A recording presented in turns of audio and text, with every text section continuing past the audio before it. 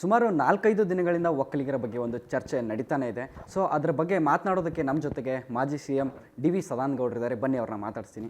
Sir ನಮಸ್ತೆ. Sir ಇವಾಗ 4-5 ದಿನಗಳಿಂದ ಒಕ್ಕಲಿಗರ ಬಗ್ಗೆ ಒಂದು ಚರ್ಚೆ ನಡೀತಾ ಇದೆ, ಅದಕ್ಕೇನು ಹೇಳ್ತೀರಿ ನೀವು? ಸರ್, ತುಂಬ ಬೇಸರ ಪಟ್ಟಿದ್ದೀನಿ.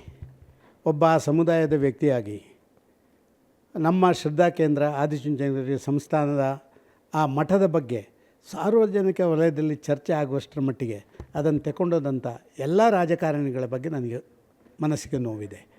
ನನಗೆ ಕಳೆದ 2 ದಿವಸಗಳಿಂದ ಬೇರೆ ಬೇರೆ ಉನ್ನತ ಹುದ್ದೆಯಲ್ಲಿರುವವರು ಬಾಕಿಯವರೆಲ್ಲ ನನಗೆ ಫೋನ್ ಮಾಡಿ, ಸದಾನಂದಗೌಡರೆ ನೀವು ಯಾಕೆ ಈ ರೀತಿ ಒಕ್ಕಲಿಗ ಸಮಾಜದ ಬಗ್ಗೆ ಚರ್ಚೆಗಳಾಗ್ತಾ ಇದ್ದಾವೆ, ಒಕ್ಕಲಿಗರನ್ನು ಇಡೀ 12 ಜಿಲ್ಲೆಯಲ್ಲಿ ಎಲ್ಲ ಡಿಸಿಷನ್ ಮೇಕಿಂಗ್ ಒಕ್ಕಲಿಗರನ್ನು ಟೇಕನ್ ಫಾರ್ ಗ್ರಾಂಟೆಡ್ ಅಂತ ಮಾಡಿ ಇವತ್ತು ಸಾರ್ವಜನಿಕ ವಲಯದಲ್ಲಿ ಚರ್ಚೆ ಆಗ್ತಾ ಇರುವಂಥ ಸಂದರ್ಭ, ನೀವು ಮುಖ್ಯಮಂತ್ರಿ ಸ್ಥಾನದಲ್ಲಿ ಕೆಳಗಿಳಿದಾಗ ನಿಮಗೆ ಅನ್ಯಾಯ ಆಗಿದೆ ಅಂತೇಳಿ ಇಡೀ ಸಮಾಜ ಮತ್ತು ಸ್ವಾಮೀಜಿಯವರು ನಿಮ್ಮ ಪರವಾಗಿ ನಿಂತ ಆ ಎಲ್ಲ ಸಂದರ್ಭ, ಪ್ಯಾಲೇಸ್ನಲ್ಲಿ ನೀವು ಮುಖ್ಯಮಂತ್ರಿಯಾಗಿರುವ ಪ್ಯಾಲೇಸ್ ಗ್ರೌಂಡಲ್ಲಿ ಸುಮಾರು 5 ಲಕ್ಷ ಜನರ ಅದ್ಭುತವಾದಂಥ ಒಂದು ಆ ಸ್ವಾಮೀಜಿಯವರ ಕಾರ್ಯಕ್ರಮ ಮಾಡಿದವರು, ಈವಾಗ ಯಾಕೆ ಸುಮ್ಮನಿದ್ದೀರಿ ಅಂತ ಹೇಳುವಂಥ ಆ ಒಂದು ಮಾತುಗಳನ್ನು ಕಳೆದ 2 ದಿವಸದಿಂದ ನಿರಂತರವಾಗಿ ನಾನು ಕೇಳ್ತಾ ಇದ್ದೇನೆ. ಮೊನ್ನೆ ನಾನು ನನ್ನ ಊರಿನಲ್ಲಿ ನನ್ನ ಮನೆಯಲ್ಲಿರುವಂಥ ದೇವತಾ ಕಾರ್ಯಕ್ರಮಕ್ಕೆ ಹೋದ ಕಾರಣ ನಾನು ಇರಲಿಲ್ಲ ಇಲ್ಲಿ. ಅದರ ನಂತರ ಬಂದ ಮೇಲೆ ನನಗೆ ಬಂದದ್ದ ಕಾರಣ ನಾನು ಒಂದು ಸಂದೇಶವನ್ನು ಕಳಿಸಬೇಕು ಅಂತ ಹೇಳಿ ನಿಮ್ಮ ಮಾಧ್ಯಮದ ಮುಂದೆ ಬಂದಿದ್ದೀನಿ ಅಷ್ಟೇ.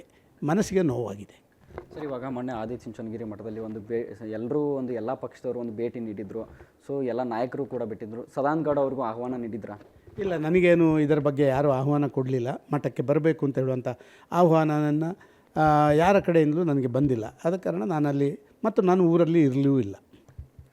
ಇವಾಗ ಏನಂತಂದರೆ ಬರೀ ಒಂದು ಪಕ್ಷದ ಮೇಲೆ ನೀವು ಆರೋಪ ಮಾಡ್ತಾಯಿದ್ದೀರಾ ಅಥವಾ ಎಲ್ಲ ಪಕ್ಷದ ಮೇಲೆ ಆರೋಪ ಮಾಡ್ತೀರಾ? ನೋಡಿ, ನಾನು ಇಡೀ ಒಕ್ಕಲಿಗ ಸಮುದಾಯದ ಬಗ್ಗೆ ಇದನ್ನು ಮಾತಾಡ್ತಾ ಇದ್ದೇನೆ. ಇಡೀ ಒಕ್ಕಲಿಗ ಸಮುದಾಯದಲ್ಲಿರುವಂಥ ಪ್ರತಿಯೊಬ್ಬ ವ್ಯಕ್ತಿ ಅನುಭವಿಸ್ತಾ ಇರುವಂಥ ನೋವು, ನಮ್ಮನ್ನು ಸಾರಾಸಗಟಾಗಿ ಒಂದು ಚರ್ಚಾ ವಸ್ತುಗಳನ್ನಾಗಿ ಮಾಡಿದಾರಲ್ಲ ಆ ಎಲ್ಲ ರಾಜಕಾರಣಿಗಳು, ಅದು ಎಲ್ಲ ಪಕ್ಷದವರ ಮೇಲೆ ಕೂಡ ನನಗೆ ನೋವಿದೆ. ಕೇವಲ ಯಾವುದೋ ವ್ಯಕ್ತಿಗಳನ್ನು ನಾನು ಹೆಸರು ಹೇಳೋದಿಲ್ಲ, ಪಕ್ಷಗಳ ಹೆಸರನ್ನು ಹೇಳಲಿಕ್ಕೆ ಇಷ್ಟಪಡೋದಿಲ್ಲ. ಆದರೆ ಇವತ್ತು ಕೂಡ ಆ ಎಲ್ಲ ರಾಜಕಾರಣಿಗಳಿಗೆ ಹೇಳಲಿಕ್ಕೆ ಇಷ್ಟಪಡ್ತಾ ಇದ್ದೇನೆ, ನಿಮ್ಮ ಕೈಗೊಂಬೆಗಳಾಗಿ ಯಾವುದೇ ಒಕ್ಕಲಿಗ ಸಮಾಜದವರು ಇರೋದಿಲ್ಲ. ಒಕ್ಕಲಿಗ ಸಮಾಜದವರು ಬಂದರು, ಕೆಂಪೇಗೌಡರಂಥ ಒಬ್ಬ ಆಡಳಿತ ಸೂತ್ರ ಕೊಟ್ಟಂಥ ಒಬ್ಬ ಮಹಾನ್ ವ್ಯಕ್ತಿಯ ವಂಶಜರಾಗಿ ಬಂದವರು. ಈ ದೇಶಕ್ಕೆ ಸ್ವಾತಂತ್ರ್ಯ ಸಂಗ್ರಾಮದ ಕಾಲದಲ್ಲಿ ಸ್ವಾತಂತ್ರ್ಯ ಹೋರಾಟ ಚರಿತ್ರೆಯಲ್ಲಿ ಇರಲಿಕ್ಕೆ ಮೊದಲೇ 20 ವರ್ಷಗಳ ಮೊದಲು 1837ರಲ್ಲಿ ಸ್ವಾತಂತ್ರ್ಯ ಬ್ರಿಟಿಷರ ವಿರುದ್ಧ ಹೋರಾಟ ಮಾಡಿ ನೇಣುಗಂಬಕ್ಕೇರಿದಂಥ ಗುಡ್ಡಮ್ಮನ ಅಪ್ಪಯ್ಯ, ಕೆದಂಬಾಡಿ ರಾಮಯ್ಯಗೌಡರ ವಂಶದಿಂದ ಬಂದವರು. ಯಾರು ಜಗತ್ತಿಗೆ ಸಮಾನತೆಯ ಸಂದೇಶವನ್ನು ಸಾರಿದ್ರ, ಆ ಸಮಾನತೆಯ ಸಂದೇಶವನ್ನು ಸಾರಿದಂತಹ ಕುವೆಂಪುರವರ ವಂಶದಿಂದ ಬಂದವರು. ಯಾರು ಇಡೀ ಎಲ್ಲರಿಗೂ ಕೂಡ ಒಂದು ಆದರ್ಶ ಸೂತ್ರಗಳನ್ನು ಕೊಟ್ಟು ಧರ್ಮ ಆಧಾರಿತವಾದಂಥ ಜೀವನವನ್ನು ಮಾಡಬೇಕು ಅಂತ ಹೇಳುವಂಥ ವ್ಯವಸ್ಥೆಗಳನ್ನು ಮಾಡಿದಂಥ ಆದಿಚುಂಚನಗಿರಿಯ ಆ ಮಹಾಸಂಸ್ಥಾನದ ಬಂದವರು. ಯಾವ ಒಕ್ಕಲಿಗ ಕೂಡ ಆ ಸಮುದಾಯದವರು ಸ್ವಾಭಿಮಾನಿಗಳಾಗಿ ಬದುಕ್ತಾ ಇದ್ದಾರೆ. ದಿನಕ್ಕೆ 24 ಗಂಟೆ ದುಡಿದು ಇನ್ನೊಬ್ಬನ ಕಿಸೆ ಕೈ ಹಾಕದೆ, ಯಾವುದೇ ರಿಯಲ್ ಎಸ್ಟೇಟ್ ಮಾಡದೆ, ಯಾವುದೋ ಡೋಂಗಿ ರಾಜಕಾರಣ ಮಾಡದೆ, ರಾಜಕಾರಣಿಗಳ ರೀತಿಯಲ್ಲಿ ಸರ್ಕಾರಿ ಖಜಾನೆ ಲೂಟಿ ಹೊಡೆದಿರುವಂಥವರು ಒಕ್ಕಲಿಗ ಸಮಾಜದಲ್ಲಿ ಇವತ್ತು ದುಡಿತಾ ಇರುವಂಥವ್ರು. ಅವರ ಮನಸ್ಸಿಗೆ ನೋವಾಗಿದೆ. ಸರ್, ಇವಾಗ ಒಂದು ಕಡೆ ಈಶ್ವರಪ್ಪನವ್ರು ಹೇಳ್ತಾರೆ BS ಯಡಿಯೂರಪ್ಪ ಅವರು ಒಕ್ಕಲಿಗ ಸಮಾಜಕ್ಕೆ ಒಂದು ಮೋಸವನ್ನು ಮಾಡಿದ್ದಾರೆ ಅಂತ, ಅದಕ್ಕೆ ತಾವೇನು ಹೇಳ್ತೀರಿ? ಅಲ್ಲ, ಅವರು ಭಾರಿ ವರ್ಷದಿಂದ ಅವರಿಬ್ಬರು ದೋಸ್ತಿಗಳಾಗಿದ್ದರಲ್ಲ, ಹಾಗೆ ಏನು ಹೇಳಲಿಲ್ಲ. ಈಗ ಸ್ವಲ್ಪ ವ್ಯತ್ಯಾಸಗಳು ಬಂದ ಮೇಲೆ ಅದನ್ನು ಹೇಳುವಂಥದ್ದು ಅದು ಎಷ್ಟು ಸಮಂಜಸ ಅವರೇ ತಿಳ್ಕೊಳ್ಬೇಕು.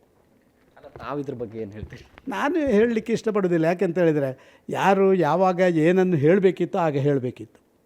ಯಾರು ಯಾವಾಗ ಏನನ್ನು ಹೇಳಲಿಲ್ಲ, ಅವರ ಸಮಯ ಸಂದರ್ಭಕ್ಕೆ ಬೇಕಾದಾಗ ಅದನ್ನು ಹೇಳ್ತಾರಲ್ಲ, ಅಂಥ ಹೇಳಿಕೆಗಳ ಬಗ್ಗೆ ನಾನೇನು ಚರ್ಚೆ ಮಾಡಲಿಕ್ಕೆ ಇಷ್ಟನೂ ಪಡೋದಿಲ್ಲ, ಅದು ಸರಿನೂ ಅಲ್ಲ.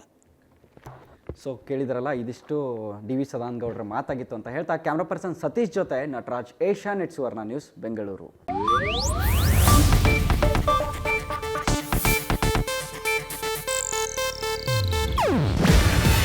ಇದು ಏಷ್ಯಾನೆಟ್ ನ್ಯೂಸ್ ನೆಟ್ವರ್ಕ್ ಪ್ರಸ್ತುತಿ. ನೀವು ನೋಡ್ತಿದ್ದೀರಾ ಏಷ್ಯಾನೆಟ್ ಸುವರ್ಣ ನ್ಯೂಸ್.